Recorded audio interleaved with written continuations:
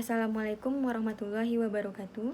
Perkenalkan, nama saya Sela Oktriani, asal sekolah Mantiga Kampar.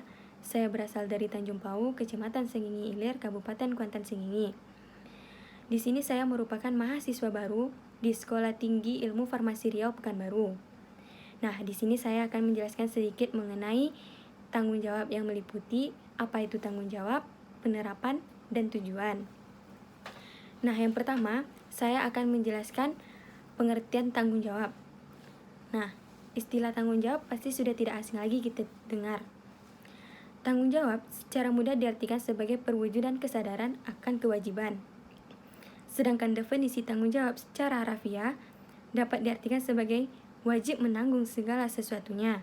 Jika terjadi apa-apa, boleh dituntut, dipersalahkan, diperkarakan, atau juga berarti hak yang berfungsi menerima pembebanan sebagai akibat sikapnya oleh pihak lain. Sedangkan menurut Kamus Besar Bahasa Indonesia, tanggung jawab adalah keadaan di mana wajib menanggung segala sesuatu, sehingga berkewajiban menanggung, memikul jawab, menanggung segala sesuatunya, atau memberikan jawab dan menanggung akibatnya.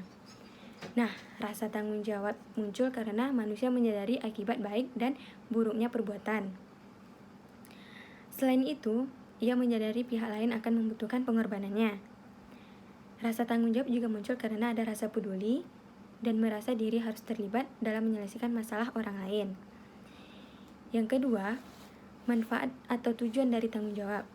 Nah, sifat tanggung jawab yang kita miliki tentu akan bermanfaat bagi diri kita sendiri secara pribadi. Sikap bertanggung jawab juga akan mengangkat derajat kita sebagai manusia. Meski kita melakukan kesalahan, maka kita harus mengakui kesalahan tersebut dan kita harus bertanggung jawab. Karena ini jauh lebih baik daripada harus lari dari kesalahan, bagaikan seorang pengecut yang lari di jalanan. Adapun tujuan dari sikap bertanggung jawab yaitu yang pertama, dihargai oleh orang lain. Kenapa? Karena orang yang memiliki sifat tanggung jawab yang baik pada umumnya akan lebih dihargai oleh orang lain. Karena sifat tersebut membuatnya menjadi orang yang bisa diandalkan dan dapat dipercayai untuk mengemban sesuatu. Yang kedua, jarang melakukan kesalahan. Orang yang memiliki sifat tanggung jawab yang baik biasanya juga tidak mudah untuk melakukan kesalahan. Karena ia sangat berhati-hati akan tugas yang ia kerjakan. Dan ia juga sangat teliti untuk memeriksa apakah pekerjaannya terselesaikan dengan baik atau tidak. Yang ketiga, dapat dipercaya. Orang yang memiliki sifat tanggung jawab yang baik juga lebih banyak dipercaya oleh orang lain. Kepercayaan itu pun didapat dari hasil kerja yang sudah dikerjakan oleh seseorang tersebut sebelumnya. Maka dari itu, biasanya orang yang memiliki sifat tanggung jawab lebih banyak mendapatkan kepercayaan dari masyarakat, organisasi, maupun tempat ia bekerja. Yang keempat, mendorong kesuksesan. Percaya tidak, jika Anda selalu bertindak penuh dengan tanggung jawab, maka kesuksesan akan mengikuti Anda.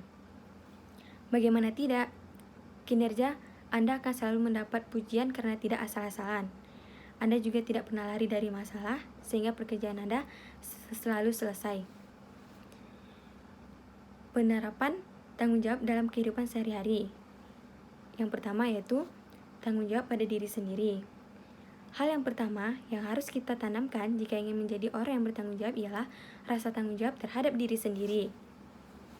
Tanggung jawab pada diri sendiri dapat menentukan suatu kesadaran pada setiap pribadi orang untuk dapat memenuhi kewajibannya sendiri di dalam mengembangkan kepribadian mereka sebagai manusia. Contohnya, menjaga pola hidup sehat dan menjauhi narkoba karena narkoba dapat merusak tubuhnya. Contoh lainnya yaitu menjauhi hal-hal yang dapat merugikan dirinya. Yang kedua, tanggung jawab pada keluarga. Tanggung jawab keluarga terdiri dari ayah, ibu, dan anak-anak di dalamnya. Dan pada tanggung jawab ini, termasuk di dalamnya ada keselamatan, kesejahteraan, dan juga kehidupan yang harmonis di dalam suatu keluarga. Contohnya, ayah mencari nafkah untuk anak dan istrinya setiap hari, sedangkan ibu merawat anaknya di rumah. Yang ketiga, tanggung jawab pada masyarakat. Selain pada keluarga, ada pula tanggung jawab pada masyarakat. Tanggung jawab ini harus dilakukan pada setiap anggota masyarakat yang ada di dalamnya.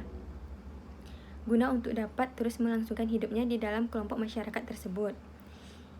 Contohnya, menjaga kebersihan lingkungan, menjaga fasilitas umum, menjaga keamanan tempat tinggal sekitar, dan mengadakan siskamling, serta mengadakan kerja bakti untuk menjaga kebersihan lingkungan tersebut.